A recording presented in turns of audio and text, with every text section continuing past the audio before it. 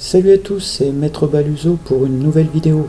Je prends pour appui le tournoi de poker organisé par le club de Vouillers-les-Marais. Le 17 octobre, 104 joueurs attendus, il y en avait un petit peu moins au départ, c'est parti. Aujourd'hui je vais vous parler du bluff, une arme redoutable au poker qui va vous permettre de gagner beaucoup de jetons. Mais attention, si votre histoire est mal ficelée, vous pouvez aussi en perdre beaucoup. Dans tous les cas, c'est une poussée d'adrénaline assurée. Je vous montre ça en deux mains.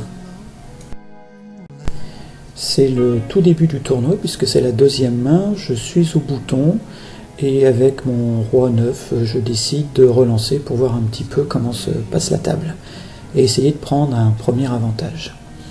Le joueur qui avait limpé a finalement collé ma relance, on est à 2. Et sur le flop 3, 5, 9, en ayant la top paire et un roi en kicker, je me sens plutôt bien. Je vais pouvoir faire un continuation bet. La petite surprise vient de mon adversaire qui a décidé de me relancer à 725 sur mon continuation bet à 225. Alors là, forcément, je suis obligé d'un peu réfléchir. Est-ce qu'il me relance avec un brelan? Il aurait déjà touché son brelan, je vois pas trop l'intérêt. Il peut être sur le 9 effectivement avec un autre kicker. Je décide de coller et de voir ce qui se passe à la turn. Le turn avec son valet m'en apprend un petit peu plus sur mon adversaire puisque sa mise est très importante, presque la totalité du pot. 1600 jetons. Et je suis bien obligé de réfléchir. Je le voyais pas sur le brelan au flop. Sa main éventuelle de tout à l'heure pouvait être un 9 avec pourquoi pas un kicker, le valet. Bon, est-ce qu'avec une double paire, je risquerais de faire fuir mon adversaire? Ça me semble un petit peu délicat. J'ai l'impression qu'il est sur sa logique de tout à l'heure où il voulait me faire fuir. J'ai vraiment l'impression que sa main est polarisée, soit il est très très fort avec déjà un brelan, soit au contraire il est en bluff. Bon, je paye. La rivière nous donne le 2 de cœur et sa mise de 2700 est là encore conséquente. Ça veut dire que sur ce coup-là, si toutefois je paye et je perds, j'aurais laissé dans l'affaire 5000 jetons sur un stade de départ de 8000. Forcément ça fait beaucoup. J'essaye de revoir l'histoire du coup, je le vois pas sur le brelan au flop, j'aurais pas joué comme ça. Le valet, éventuellement s'il est rentré dans le coup avec valet 9, pourquoi pas, mais perso j'aurais pas misé autant avec la double paire. Le 2 ne change rien, il n'était pas sur un tirage avec As-4. Voilà, c'est dur de payer là. Boum, il me balance un time en plus. Tiens, ça c'est bizarre. Je trouve que ça vient un peu vite son time. Bon, allez, tant pis. Il me restera toujours des jetons, presque 3000 après. Je le crois pas. Je paye. Et voilà l'abattage. Tiens, il n'ose pas montrer sa main. Et oui, petite paire de 4. Il était en bluff. Bon. Et sur le coup, il va perdre 5000 jetons. Son jeu a été agressif, c'est effectivement ce qu'il faut faire quand on bluffe, mais il faut être cru. Et là, il est cuit. Après ma première main, eh bien la dernière, vous allez voir que même une histoire crédible, qui n'est même pas un bluff, finit mal.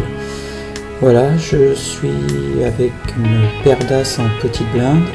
Et mon voisin de droite au bouton me relance, c'est la 2 ou 3e fois. La fois précédente, je l'avais fait un 3 bet parce que j'avais déjà une paire d'as. Il avait couché sa main. Et là, je le connais un petit peu, c'est quelqu'un qui avec des jetons est très agressif. Il a gagné 2 coups importants tout à l'heure, il est bien monté en jetons, donc il est toujours dans cette logique. Il m'avait relancé à 825, et bien... je décide avec mes as de lui faire encore un 3 bet. Je mets un peu plus de 2000. J'ai envie qu'il reste dans le coup et qu'éventuellement il essaye même, pourquoi pas, de ne pas me croire et de me relancer avec un montant beaucoup plus important, ça me ravirait. Il hésite avec cette relance à 2025 et finalement il décide de payer. On va donc voir un flop que j'espère pas trop méchant pour moi. Au flop, forcément je fais un continuation bet. J'ai bien envie qu'il continue à me payer un petit peu. Il hésite mais pas trop, c'est sa façon de jouer, il colle les 2700. Bon là par contre je pense qu'il est sur quelque chose, éventuellement une paire, donc au turn j'ai pas le choix, je veux que le coup s'arrête maintenant. J'envoie tout malheureusement, comme c'est un 9 ça lui donne la double paire, et donc là je n'ai plus beaucoup de choix pour gagner le coup, il me faut un as, un 3 ou un 5 qui me donnerait aussi une double paire et le mettrait derrière. Mais bon, pas de miracle, adieu mes as et adieu le tournoi. Voilà, en conclusion, on peut dire qu'une paire d'as peut se faire craquer, mais ça, tout le monde est au courant. Par contre, en ce qui concerne le bluff, eh bien, retenez que c'est une arme redoutable, mais chaque épisode de votre histoire doit vraiment être cohérent et rester dans la lignée de ce que vous avez décidé. Les mises doivent être cohérentes avec votre histoire.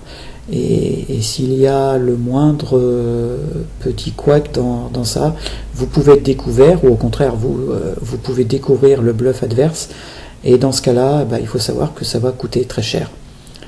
Voilà, c'est donc une arme à utiliser avec parcimonie, ou avec d'autres d'ailleurs, ça peut aussi marcher. Allez, à bientôt, en espérant vous revoir. Salut!